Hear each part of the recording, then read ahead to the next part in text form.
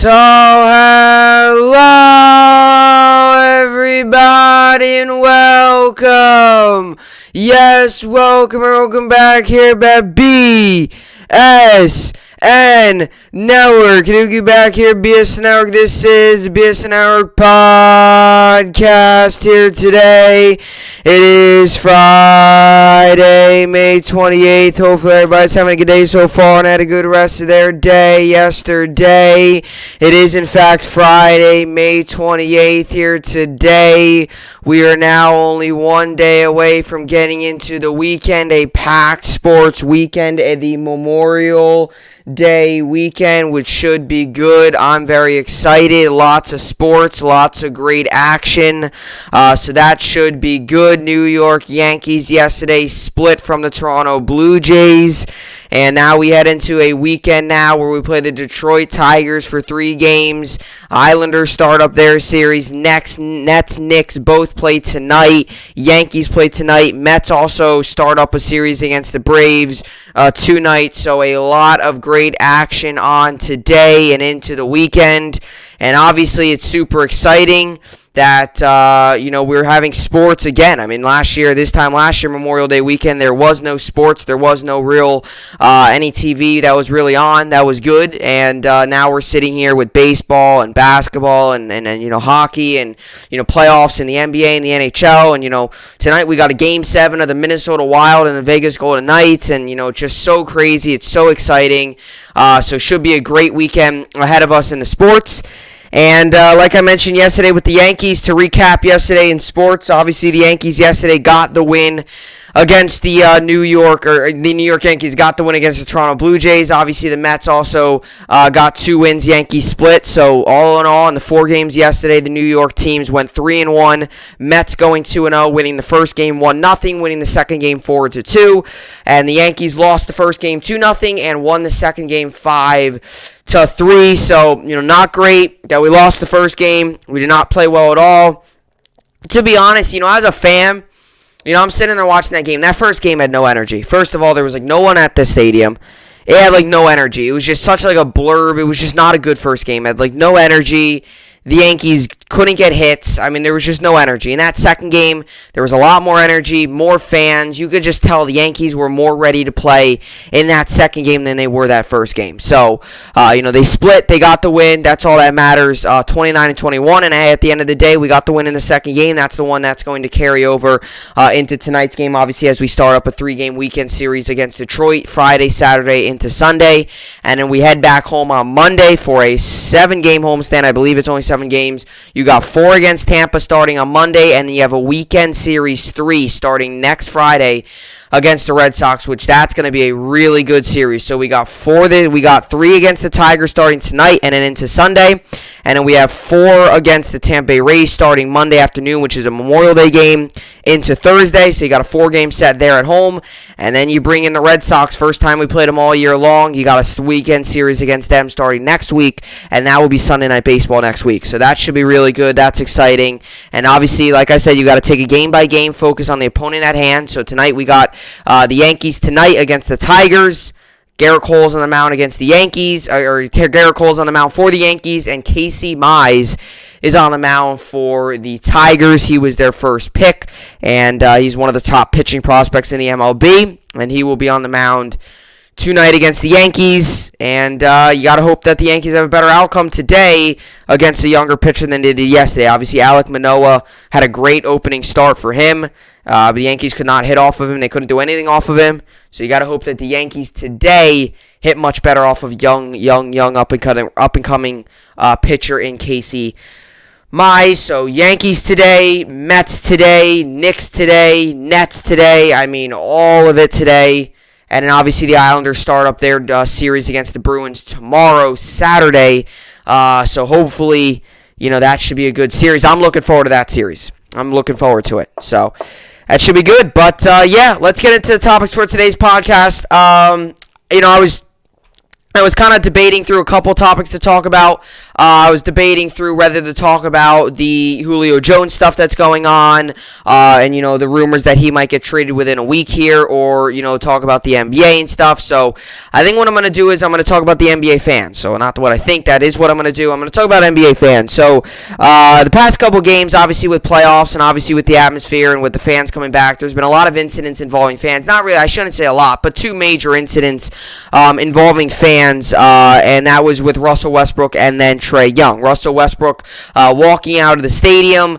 I mean, they're just stupid things. They're just dumb things. They're just things that just are not, they're just dumb. You would think that they're just, they're stupid. They're stupid situations. They're stupid decisions. I mean, it's just dumb stuff. Obviously, Russell Westbrook, we all know, leaving Game 2 against the Sixers, I believe it was Game 2, he was injured, and he got popcorn poured on him. And obviously, the Sixers fan poured popcorn on him. Westbrook was furious. He was very angry. They had to restrain him. He was trying to, he was yelling at him, all that stuff, and that fan ended up getting banned. And then there was another incident involving Trae Young where it was at the Garden and Knicks fans spit on him. So there's been two major incidents. There's also been some things going on with the Knicks fans and involving the Nets, and I kind of want to get into it.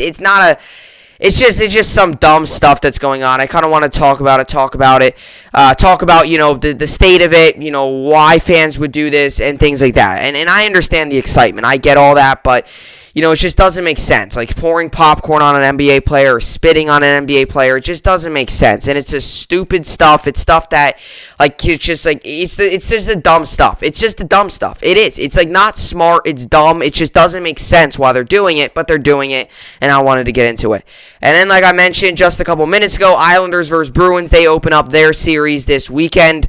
Tomorrow, Saturday, 8 p.m. Eastern Time, the Islanders will kick it off against the Boston Bruins. That will be in Boston, I believe. Yes, because the Islanders, Boston's 3 seed. Islanders, right? Boston was a 3 seed. Yes, Islanders was a 4 seed. Boston is a 3 seed, so Boston will be home for the first 2 games.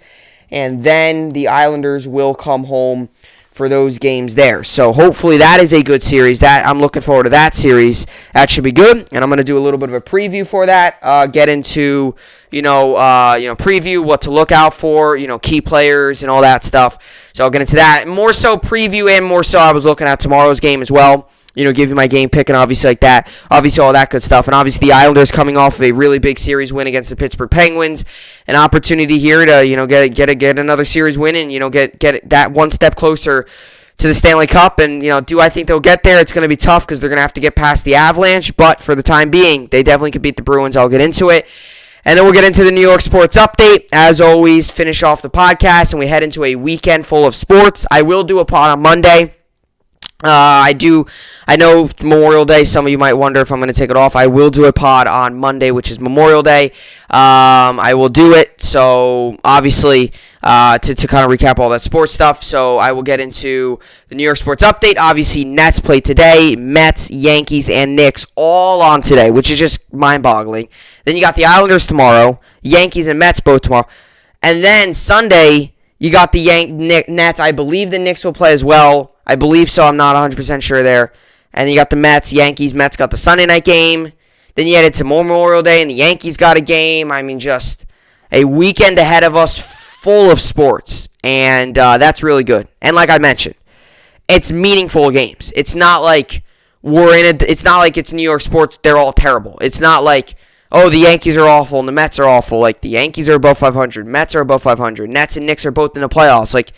They're teams that it's like these teams are winning now, and the Islanders also. It's not like we're watching meaningful. It's not like we're watching, games that absolutely mean nothing. We're watching meaningful hockey games and meaningful baseball games and meaningful basketball games, right? We're watching them. It's not like it's just the Yankees stink and the Mets stink and they're on anyway. We're watching meaningful games. We're watching good teams play, and that's what's great. And that's the beauty of being a fan, for a certain area. For New York sports. I'm a New York sports fan. I'm a Jets fan. I'm a Nets fan. I'm a Yankees fan. I'm a Rangers fan. Even though the Rangers aren't in the playoffs, it's still super exciting to watch teams like the Islanders and watch the other teams. So, a lot to get to today on the podcast. A lot to get to over the weekend. So, with all that being said, let's get this thing started. This is the BSN Network podcast, and let's get right into it. So obviously, the NBA playoffs are fully underway, are fully going right now. Obviously, last night we had some more games on. The Lakers-Suns. The Lakers took a win. They move up to 2-1 in the series.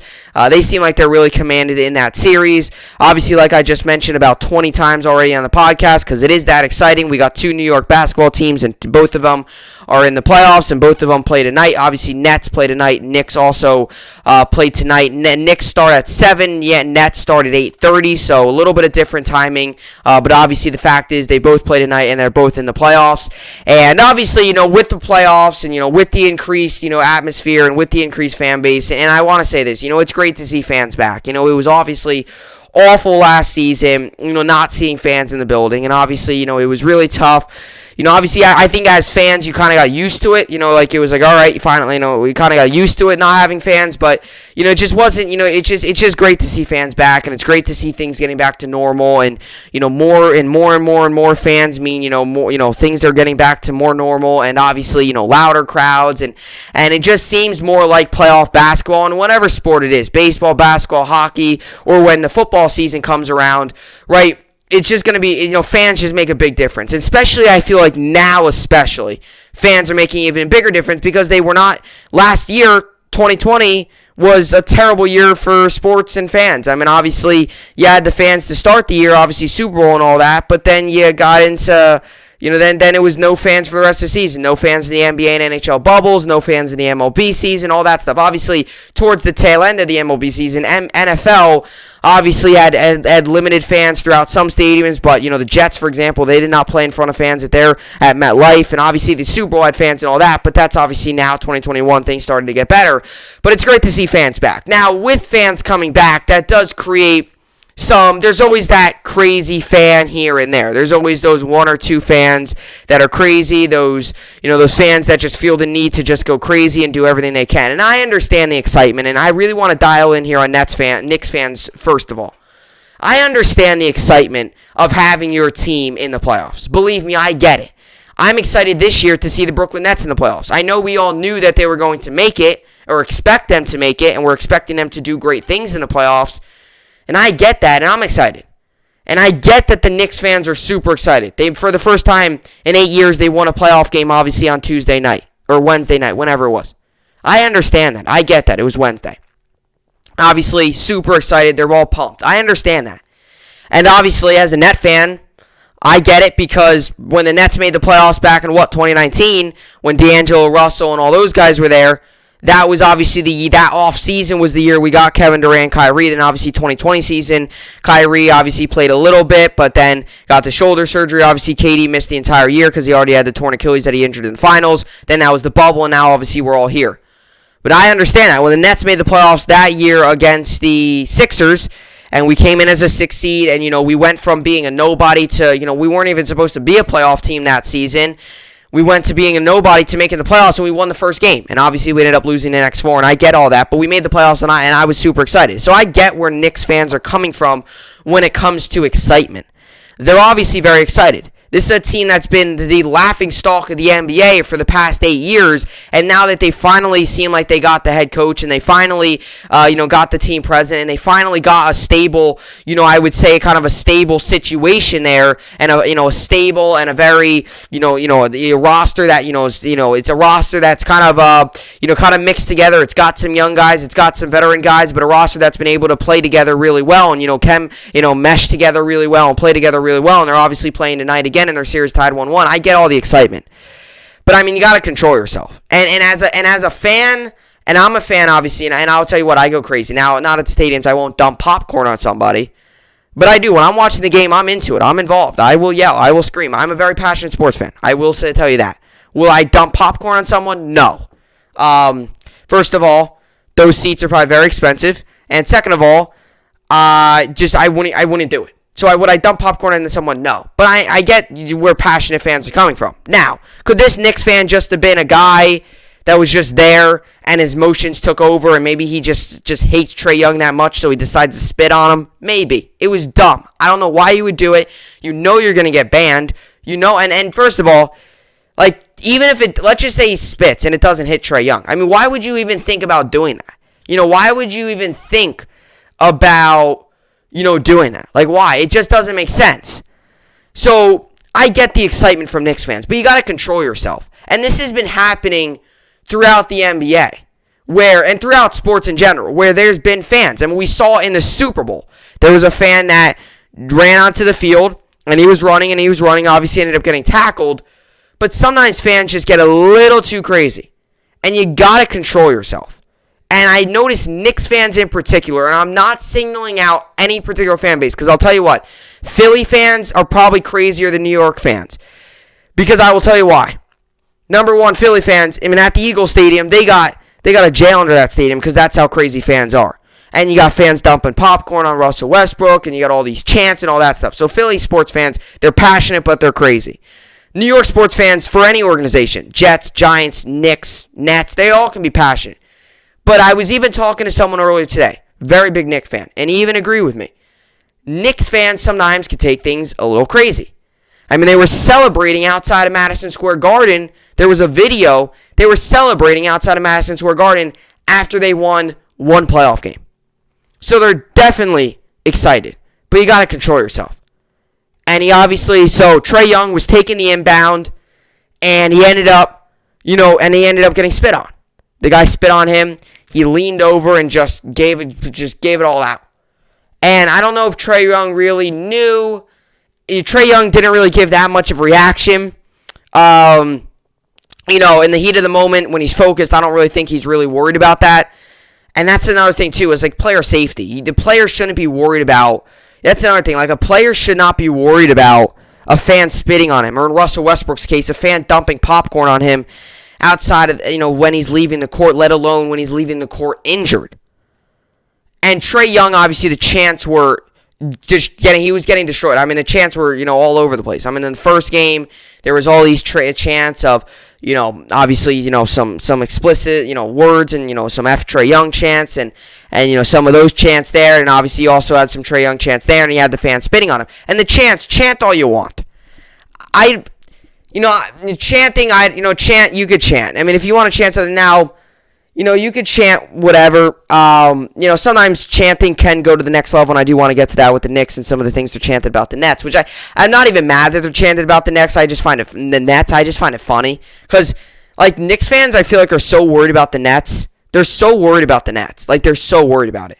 And obviously here, he spit on Trae Young and stuff like that, and he got banned, and deservedly so, he got banned.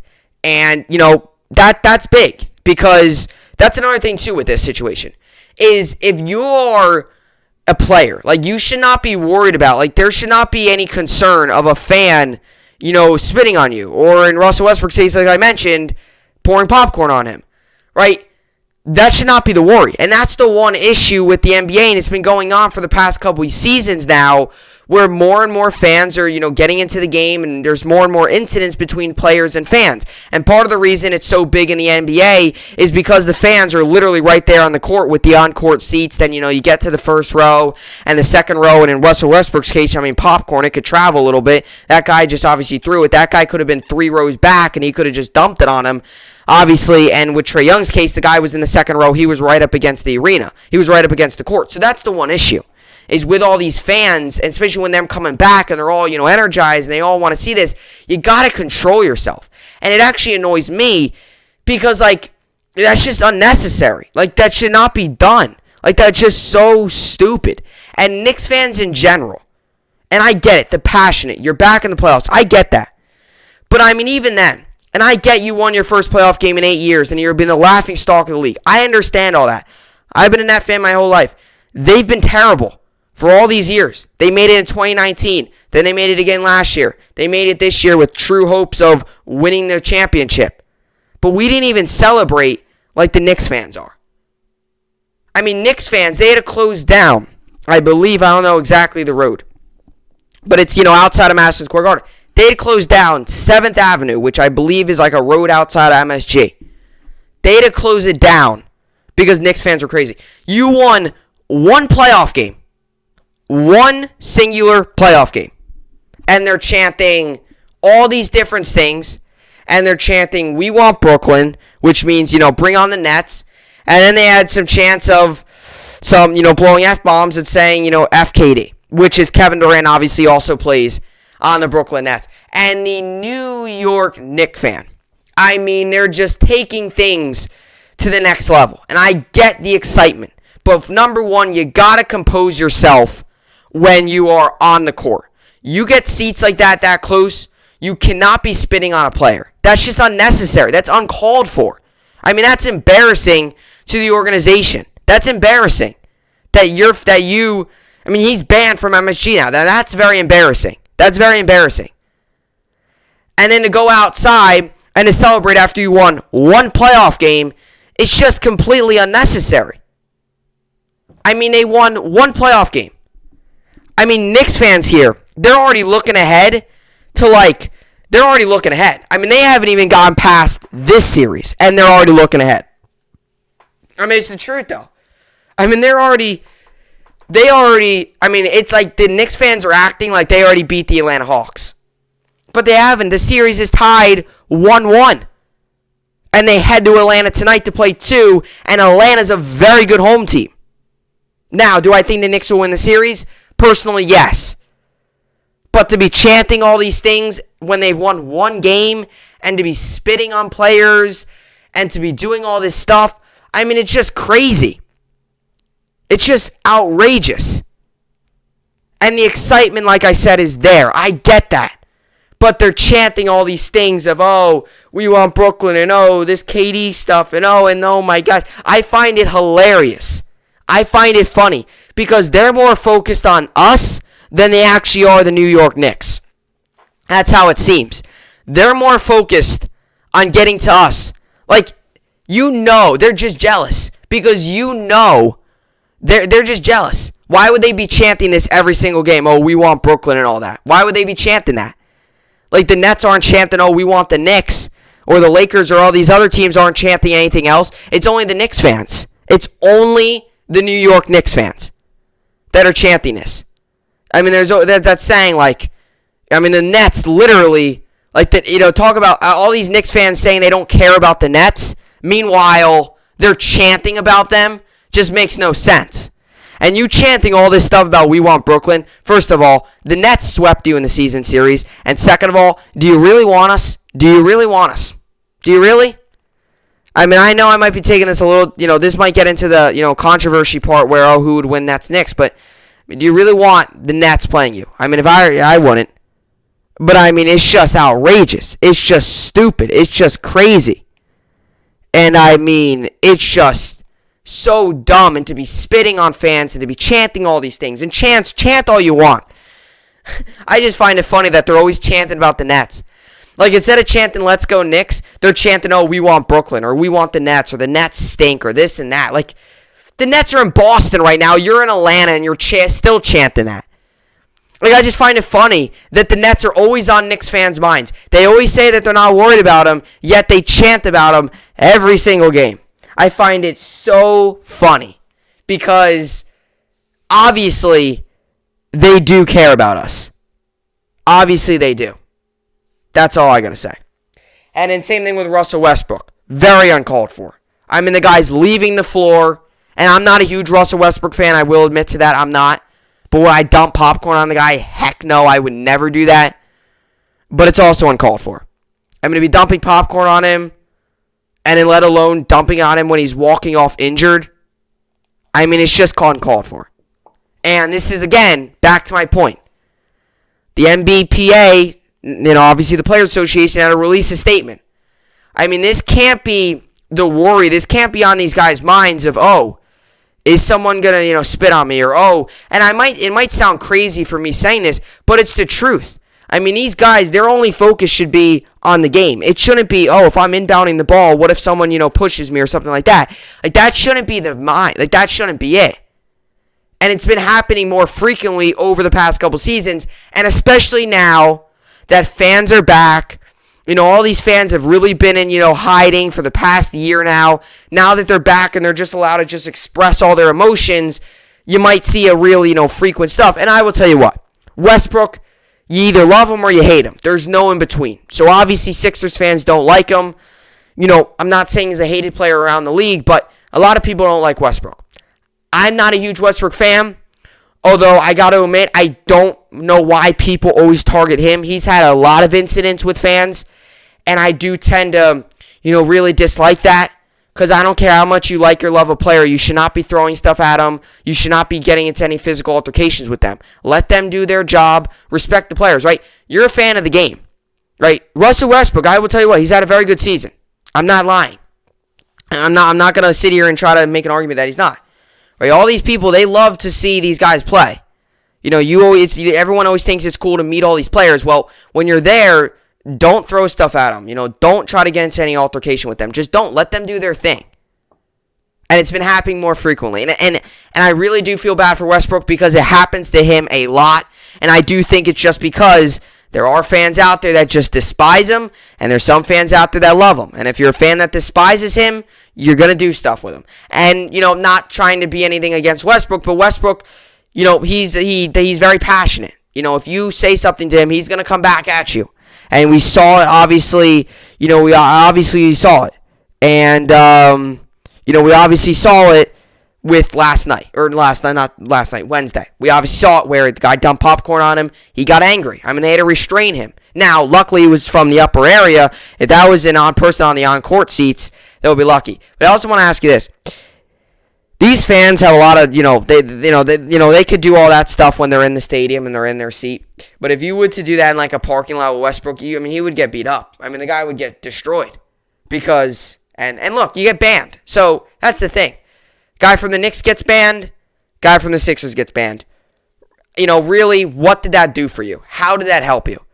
Because to be honest, you might be the talk now, but next season, no one's going to be talking about you. And you're not going to be allowed to go to the games. It just doesn't make sense. It just makes zero sense. So the NBPA issues statement on fan behavior after Russell Westbrook, Trae Young incidents. The National Basketball Players Association has issued a statement after fans physically harassed Washington Wizards point guard Russell Westbrook and Atlanta Hawks point guard Trae Young during playoff games on Wednesday. True fans of this game honor and respect the dignity of our players. No true fan would seek to harm them or violate their personal space. Those who do have no place in our arenas. And their conduct is appropriately evaluated by law enforcement just as if it occurred on a public street. Respect our players, respect our games. That's what the Players Association released. A fan threw popcorn at an injured Westbrook as he was being helped back into the locker room at Wells Fargo Center during the Philadelphia Sixers' 120-95 home win over the Wizards. Another fan spit on Trae Young during the Hawks' 101-92 road loss to the New York Knicks at Madison Square Garden. Both fans were banned from those respective arenas indefinitely. The NBA also released a statement following the two incidents while promising an enhanced fan code of conduct. This is what the NBA released a statement on. The return of more NBA fans to arenas has brought great excitement and energy to the start of the playoffs, but it is critical that we all show respect for players, officials, and our fellow fans. An enhanced fan code of conduct will be vigorously enforced in order to ensure a safe and respectful environment for all involved. Fans are being welcomed back into arenas amid increased vaccinations and decreased case numbers during the COVID-19 pandemic. The Knicks notably welcomed 15,000 fans for each of their two playoff home games against Atlanta. Jonathan Abrams of New York Times noted, however, that has brought about an old problem. But the easing of restrictions, which has allowed fans to return to the droves, has brought to the forefront another dimension that pandemic has covered. The sometimes ugly behavior and unruly fans in proximity to players. And that's the one thing, like I said, it's great to see fans back in the building. And this has been happening even before the virus. It's been happening for a long time now. But, when you see two incidents that bad, spitting on a guy. That's just not good. That's just terrible. It's a terrible thing to do. Dumping popcorn on Westbrook's also a very terrible thing to do. And, we also see it now with increased numbers. Because fans are coming back, they're all energized. You're at the stadium, you're doing things, and you get out of hand. Numerous players spoke out on fan behavior, including Los Angeles Lakers forward LeBron James and Brooklyn Nets forward Kevin Durant. They said two things. Durant added, Durant added something. I won't read it. It was not great language. It's all fun and games until you beep banned for life. So, and then also LeBron added, by the way, we as players want to see who threw the popcorn on Russ while he was leaving the game tonight with an injury. There's cameras all over the arena, so there's no excuse. And then protect our players, and obviously Kevin Durant said it's all fun and games until you are banned for life, and that's the truth. Westbrook, who has been the subject of previous bad behavior from fans, was rightfully upset after the game, saying the following to reporters. And I said that before. He's definitely had his issues with fans. Not him, but fans have went after Westbrook, and he's definitely had moments with them. And especially him. Trae Young, he hasn't really been in the league that long, so no. But Westbrook's been, it seems like he's in a lot. It's almost like every year it's something's up. This is what Westbrook said, to be completely honest. Beep is getting out of hand, especially for me. The amount of disrespect, the amount of fans just doing whatever beep they want to do. It's just out of pocket. Any other setting, I'm all for fans enjoying the game and having fun. It's part of the sports. I get it. And he said, but there are certain things that cross the line, and in any other setting, I know for a fact fans wouldn't Guy wouldn't come up on the street pouring popcorn on my head because he would know what happened. Guy wouldn't come up to me talking a mess about my kids, my family on the street, because the response would be different in these arenas. They got to start protecting the players, man. And then this article was obviously written yesterday, so 3 playoff games on Thursday, all that stuff. I won't read that because that happened yesterday, but tonight we obviously do have more games. We'll see how it all plays out.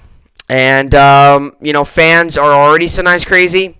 And, fans are even crazier when it comes to playoffs, and especially when you get a fan like a Knicks fan who has not made the playoffs a long time, let alone, I always talk about this in sports. Sometimes, you got to connect the pieces, and the pieces are all connected to why we might see a rise here in fans' issues with the players. First of all, no fans allowed last season. You're finally back. Knicks are allowing an increased number, so that means more fans, plus fans that have been locked up for a long time, and then fans that you're in the playoff environment, so things just connect. Things are just connecting. More energy, playoff environment, more fans, making the playoffs for the first time in 8 years, the first playoff win. Things are connecting, but you got to control your emotions. This is just, you can't see this every day in and day out. And the players' sake, you got to protect them. You can't just, spitting on someone and then pouring popcorn. I don't even know who in the world would even think about doing that. It just doesn't make any sense. And I still find it funny that the Knicks fans are so worried about the Brooklyn Nets. They're so worried about the Nets. It's so funny. Leaving the stadium, they're chanting all this stuff. I just find it so funny. There was a Knicks fan the other day. They were interviewing him, before going into the stadium, and he was like, "Oh, we don't care we don't care what's going on with the Nets and all that stuff." Meanwhile, they're chanting about them every single game. Every single time they win, they're chanting about them. I just find it funny because we're that, we really are that much in Knicks fans' heads. The Nets are, one basketball team. The Knicks are, I think they chant more things about the Nets than they actually do about their own team. I really think that. Alrighty, so, obviously, should be an interesting, rest of the playoffs to see if there's any more incidents. I would assume after that letter, and obviously looks like more protection now. It looks like more fans. Looks like maybe things will start to get straightened out. But, you see it happen a whole lot more in basketball because they're so close, the energy, all that stuff, especially guys like Westbrook who, a lot of people hate him, and they feel the need to, go after him. But anyway, we'll see how it all plays out. Hopefully, it gets straightened out. You never like to see that. Just dumb things that just don't need to happen. Just things that I don't even know why someone would even think about doing them. You could even say in the heat of the moment, but who would even think that? Why would you even think about picking up popcorn and pouring it on a player? And why would you even think about spitting on a player? It just does not make any sense. Doesn't make any sense.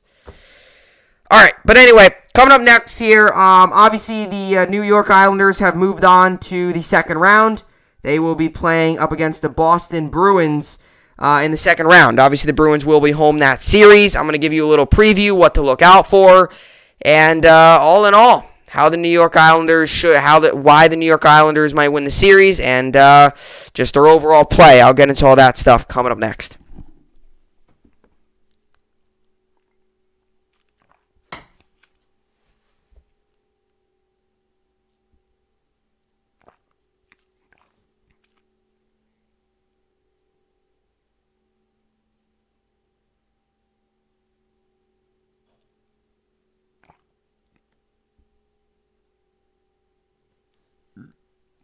Alrighty.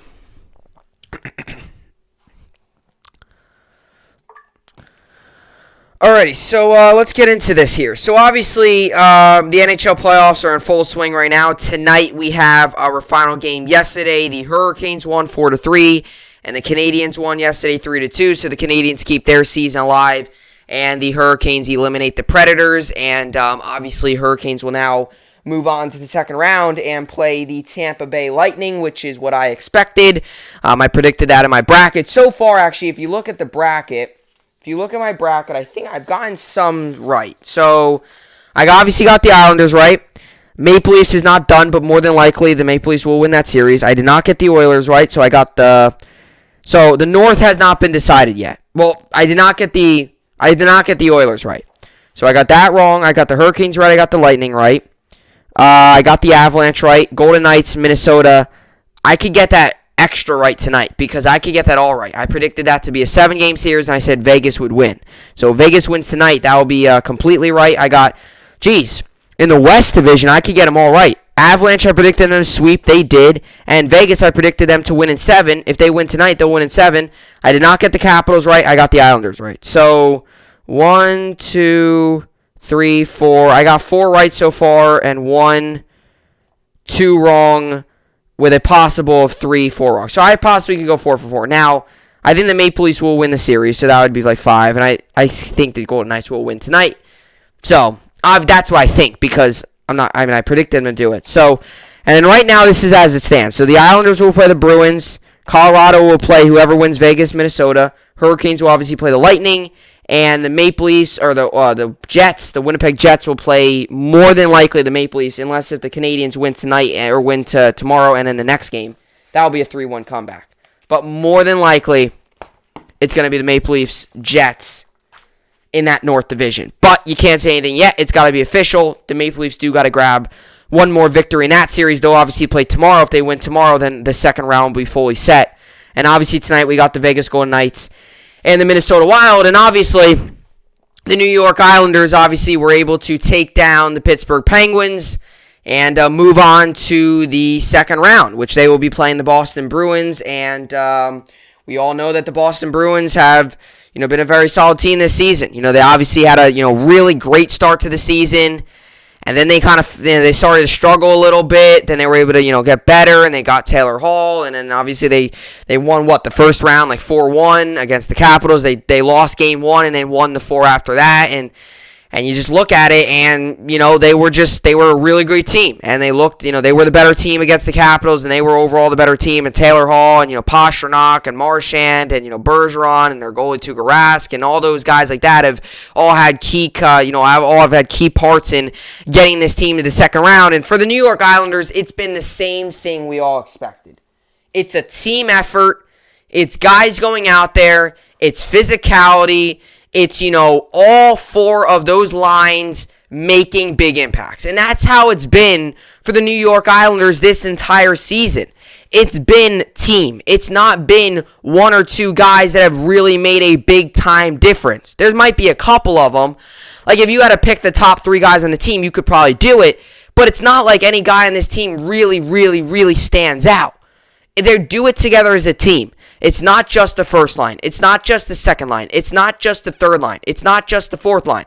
It's all 4 of the lines plus the goaltender, Ilya Sorokin, who has been amazing in the playoffs. Obviously, I did not expect that. I actually said in the first round series, I said one of the advantages the Islanders had was Semyon Varlamov. He obviously had the injury. He did not play game 1. He played game 2 of that series, did not do well, and they gave it to Sorokin, and Sorokin's riding the hot hand right now, and who knows what's going to happen with Semyon Varlamov the rest of this playoffs if he will play. He might get in there a little bit. But they're doing it as a team. And the Islanders have done this entire year where they do it as a team. They play together as a team. They're physical. They shoot a lot. One thing I really love about the Islanders is they shoot. They get the puck to the nets. As a Rangers fan, we all know how that is. The Rangers this season did not do a great job of doing anything where they got to the puck to the net. They did not do a great job of that at all. They really failed at it. They would be hesitant to shoot. They would pass up a good shot to, pass and try to make an extra pass. And what the Islanders do is when they get the opportunity, they shoot. And the Islanders know that when you shoot, good things happen. And we see this a lot. Just getting the puck to the net could cause good things. If you get the puck to the net, boom, just like that, that's going to be good. If you don't get the puck to the net and you try to make that extra pass, it's not going to work out. Or at least that's what happens most of the time. And one thing the Islanders have done well is they got the puck to the net, especially against the Penguins. And especially against Tristan Jarry, they were able to get the puck to the net well, and they were able to expose Tristan Jarry's weakness, which at the time was the top right, was the glove hand, which was obviously, the corner. The top right hand corner, he just could not do it. He was just really struggling, they would shoot high. They were shooting on the glove hand. They were really, really, really struggling. And they just weren't doing good. They were not playing well.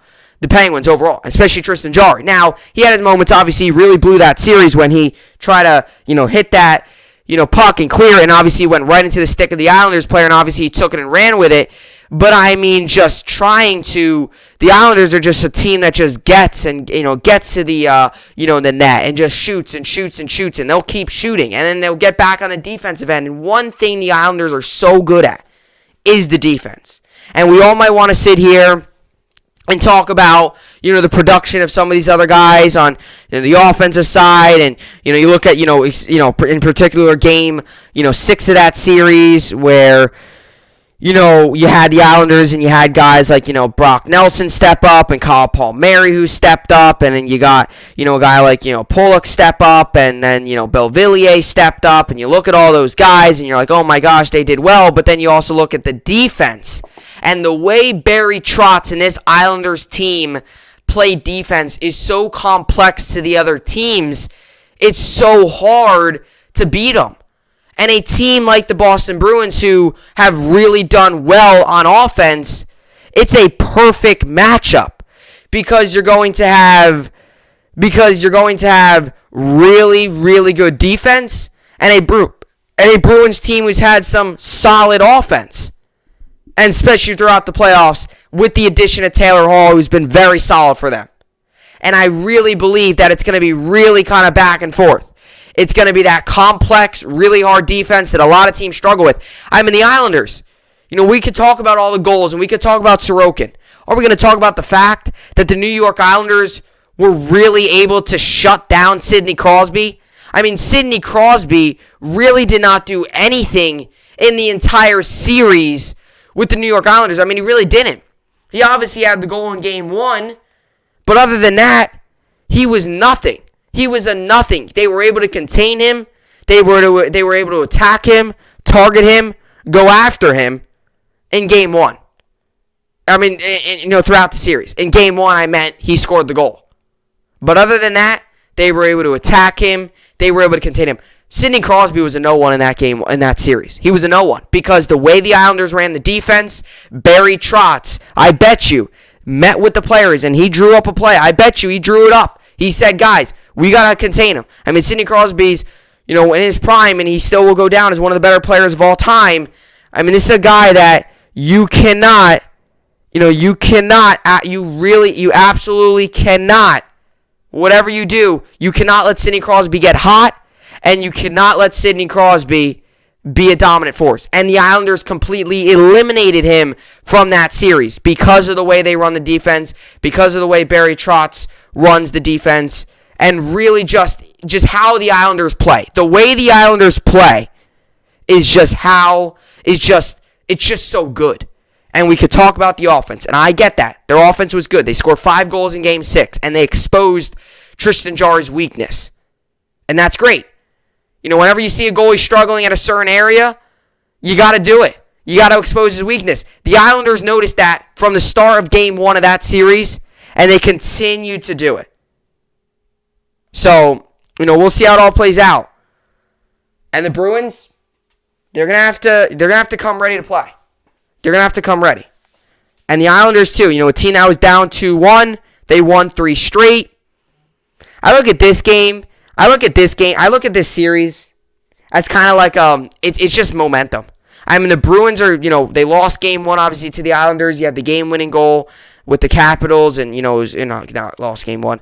The Bruins lost game 1 with the goal, and you're like, oh man, the Capitals look like they looked good and stuff. The Bruins couldn't score and stuff. They weren't doing well. I mentioned that game. The Bruins were playing from behind that game. You're like, are they going to play behind this whole series? Sure enough, they win 4 straight, and they win in 5 games there. And then you go to the Islanders, and you win game 1. And you're like, oh yeah, we're riding the hot hand. Then you lose the next 2. You lose the first one at home, which really hurts. Then you win 3 straight. So right now, both these teams are riding the hot hand. You have the Bruins who have won 4 straight and the Islanders who have won 3 straight. And really, the Islanders are really riding the hot hand because they played on, Wednesday. So, the Bruins have been off for the past couple days here. The Islanders played on Wednesday. They obviously had a day off yesterday, day off today. They play tomorrow. So the Islanders really carrying in momentum.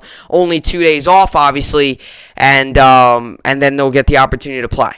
But I'll tell you what, if the Bruins want to win this series, if the Bruins want to be successful, they got to find a way. And not many teams have done it. It's almost like a puzzle. It's so hard. It's like coding, trying to decode something. It's so hard to get past this defense. It's very difficult. And you got to make sure that, the Islanders, they circled Sidney Crosby. They said, we got to slow him down. They did it. They're going to circle a guy on the Bruins. Now, I would say overall, talent-wise, now I know, the Bruins do have guys like Pastrnak and Taylor Hall. I don't know what the Islanders would do there. Obviously, the Islanders might want to go in on one player, really dial in and be like, we got to shut this guy down. The other guys, they might make an impact, but this guy could decide a series. They'll shut him down, and that's what they did with Crosby. Who's the best player on the Bruins? There's about 3 to 4 of them. Taylor Hall recently, has he been a really big piece? Yeah. But, overall, you might say Marchand, Bergeron. They got a little bit of a big 3. Because you got Bergeron, Marchand, and Pastrnak. Now, when they're all 3 together, they're really good. If you find a way to shut down one of them, they tend to struggle. So, I look at this series as you got to do this if you're the Islanders, right? Play the defense you played, shut them down. Do what you did against Crosby. You gotta find a way to shut him down. They shut down Crosby. Crosby was quiet in that series. He finished it with I believe game 6, I think, he was like a -3 rating. And a plus-minus rating, he was like a -3. They shut down Crosby. They shut him down. They shut him down. Outside of the goal in game 1, the next 5 games, they shut him down. And obviously, then you had obviously, they shut him down. And they were able to, ended up winning the series. And like I said, this is kind of like a series where it's like the tale of, the hot hands. Like I said, 4 wins for the Bruins in a row, 3 for the Islanders. Both who were down in the series to begin. Obviously, the Islanders went down 2-1. Bruins were obviously down 1-0. It's going to be a fun series. It's going to be really fun.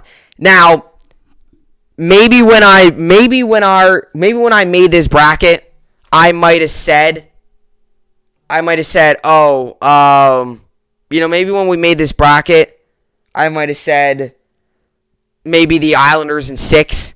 But I could see this series going the difference. I could see it.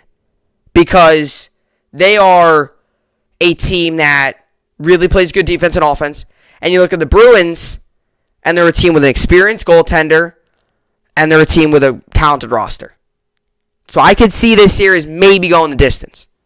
But I'll tell you what, both stadiums, TD Garden and Nassau Coliseum, both going to be rocking. And I find it funny. Not really funny, but I find this it's pretty crazy. Because it's so true how good, how much action New York sports is going. The Nets play tonight in Boston. Okay, they play tonight. Then they play again on Sunday. Tomorrow, the Islanders play in Boston.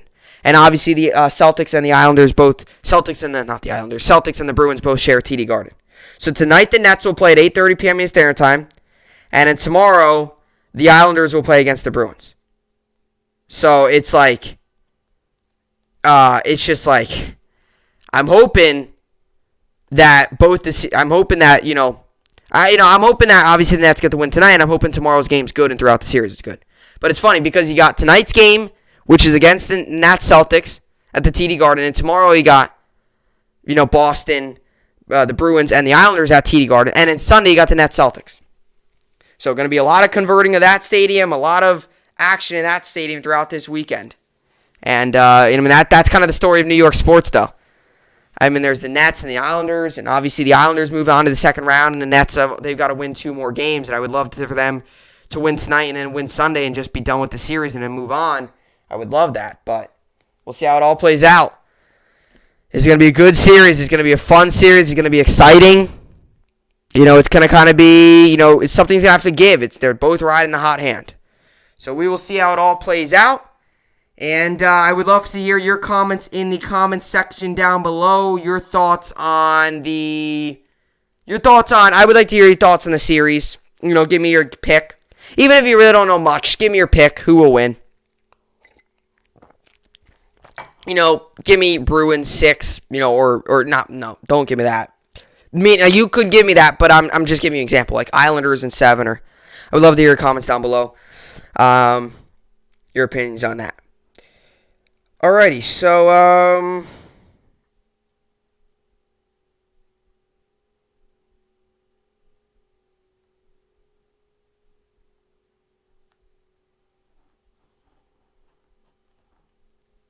alright, so let's get in. Alright. Sorry, I'm saying alright a lot. I got to get this up here. Alright. Alright, so let's get into this here. For the New York Sports Update, obviously heading into the weekend. As for yesterday's games, we had the Nuggets Trailblazers. The Nuggets won, so Nuggets take the 2-1 series lead. Obviously, the Nuggets, like I mentioned, were the better team. They were just the better team. Again, I didn't mention this earlier, but they were the better team. 1-0 series lead for the Trailblazers, and the Nuggets have to come back and won the past 2 games. Lakers beat the Suns 109-95. Lakers, obviously, after falling down 1-0, win 2-1, or win now up 2-1.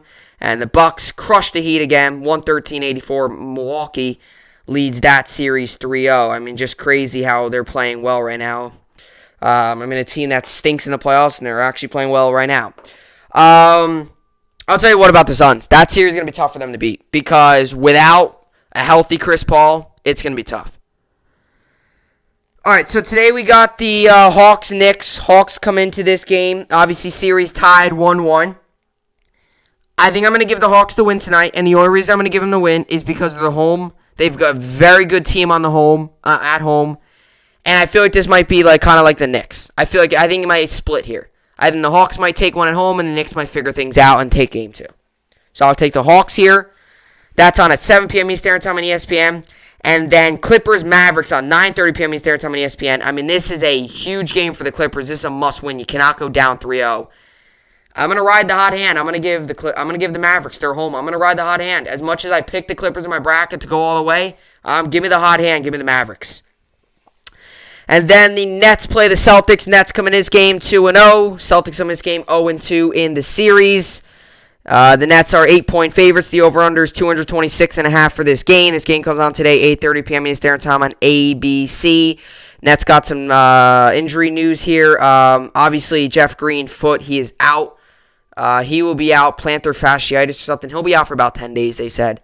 But let's see who will win this game. Oh wow, 56% of people have them. Have the Celtics. Really? 56% of people have the Celtics. 44% of people have the Nets. I think the Nets are going to win. I do. And in Sunday's game, I'll base Sunday's game off of what goes on today. I will. Because if the Nets come out and roll today, I feel pretty confident about Sunday, depending on how today's game go. Same with the Hawks. Because I think the Knicks and Hawks will probably split there. So it's kind of one of those things, like whoever wins today, I don't know if they'll win Sunday.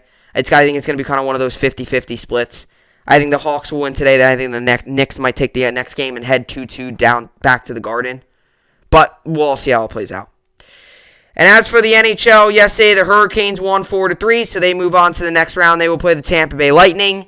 And the Canadiens win 4-3, so they keep their series alive.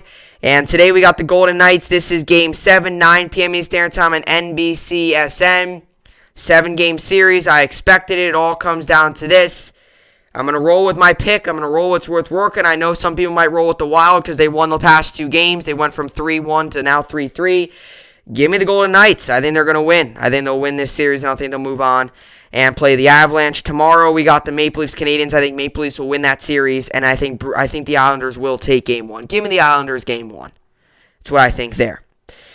And as for the MLB, yesterday we got the Cardinals won, Mariners won, A's won, Dodgers won, White Sox won, Reds won, Rays won, Brewers won, Indians won, Nationals won, Cubs won, Phillies won. And Mets took Game 1 yesterday, 1-0, and Mets also took Game 2 yesterday, 4-2. As for the New York Yankees, Yankees lost yesterday the first game 2-0, so we moved to 28-21 on the season. But we won the second game 5-3. So on the total on the day, we went 1-1, and our record is now 29-21 on the season as we head to Detroit to start a 3-game set today. I said I think the Yankees will split. I said it yesterday. I didn't really say any particular game. I just saw they were split. I just did not. I mean, the Yankees have struggled this season against the Blue Jays. I could not see them winning 2 in a row, and they split. Now we head to Detroit for a very favorable series. As for today's games, we got the Cubs-Reds. I'll give Cubs the win. Pirates-Rockies, Pirates the win. Nationals-Brewers, Nationals the win. Blue Jays-Indians, give Blue Jays the win. We'll get to the Mets in a second here. Red Sox-Marlins, I'll give Red Sox the win. White Sox-Orioles, give me the White Sox the win. Cheaters-Padres, give me the Padres the win. Twins-Royals, I'll give Twins the win. Actually, Royals the win. Royals the win. A's, Angels, I'll give A's the win. Diamondbacks, Cardinals, give Diamondbacks the win. Dodgers, Giants, give Dodgers the win. Mariners, Rangers, give Mariners the win. 2 things that happened that were very crazy in baseball yesterday. So you saw that Javier Baez play against the Pittsburgh Pirates. So what happened was the Pirates, third baseman threw it down to first, and it dragged his foot off the bag. And what happened was the Pirates first baseman, all he had to do was just step on first base. Instead, he started to run up the line and chase Javier Baez. Now, while that was going on, I believe it was Wilson Contreras, was on third base. He started to run home. And while the Pirates first baseman's chasing down Baez back to home plate, the guy's coming in, and then Baez ended up getting like in double on it on so many errors, and they ended up scoring a run. It was a crazy play. And then also Shohei Ohtani yesterday, who was supposed to pitch yesterday, is now playing today. He got scratched because they were taking a bus from, obviously, to the Bay Area, and they got stuck in traffic, and he cannot get his normal pregame routine in. So many crazy things in sports. I mean, like, crazy things. Like, you had the Javier Baez play, then you got Shohei Ohtani, then you got all this stuff with the fans in the NBA. I mean, just a lot of action. A lot of crazy sports going on. All right, so anyway, the Mets also play today. Mets come in this game 24-20. Braves come in this game 24-25. This game comes on today, 7:10 p.m. Eastern Time on MLB Network. Ian Anderson's on the mound for the Braves. Taijuan Walker's on the mound for the Mets. I got to admit, I think the Braves will win here. The Mets were able to beat the Rockies and all that stuff, but they're facing the Braves team. I know they're 1 game below 500 and not playing that well this season, but the Braves, I still think the Braves are a solid team, so I'll give the Braves the win. And as for the Yankees coming in to play today. Yankees come in this game 29-21. Tigers come in this game 19-31. This game comes on today, 7:10 p.m. Eastern Time. You can find this on Bally Sports Detroit and Yes Network. As I mentioned earlier, Garrett Cole's on the mound for the Yankees, and Casey Mize on the mound for the Tigers. Feel very confident with Cole. Let's see the numbers here, and so will the Yankees win by 2 or more runs? 94% of people say yes. And who will win this game? 89% of people say the New York Yankees will win this game. I will join those 89% of people and say the Yankees win. I think with Cole on the mound, I think Detroit, they're just not a good team. They're struggling this season. Give me the New York Yankees to open up that series. And as for fantasy baseball, I'm currently winning 227-201. And today I've got going Yerman Mercedes, Matt Olson, Whit Merrifield, Josh Johnson, Jay Cronenworth, Marcus Semien, Alex Bregman, Christian Yelich, Dylan Carlson, Avisail Garcia, Josh Rojas, and Yadier Molina. And like I said, still deciding on some other things. And Garrett Cole's on the mound there. So that's the lineup that I'm rolling with there as we head into the weekend. We'll see how it all plays out. Fantasy baseball, Chris Bassett, I got a great performance from him yesterday. He got like 43 points, I think. Something like that. He had a really good performance. So, I'm hoping that he plays well. I'm hoping that, he continues to play well. And like I said, I'm hoping that Garrett Cole does his thing tonight and goes out there and pitches well. Like I said, the Tigers have struggled this season. They have not been a good team. I don't see why I wouldn't give the Yankees the win. I don't see why the Yankees can't win. The Yankees should win that game. That's a very winnable game for the New York Yankees. So, anyway, with all that being said, that will do it for the podcast here today. It was another very good podcast in the books. That will do it for another great week of podcasts. Obviously, another great week of podcasts in the books. And, as you all know, I take breaks on the weekend. Everybody enjoy your weekend. Obviously, a lot of great sports on, whatever you're doing, Memorial Day weekend, all that good stuff. Everybody enjoy it. I will be doing a pod on Monday, so I will see you all back here on Monday. Everybody enjoy your weekend. Enjoy all the sports are on. Enjoy it. Should be good. And I will see you all back here on Monday. Hope you enjoyed it. And thanks for watching.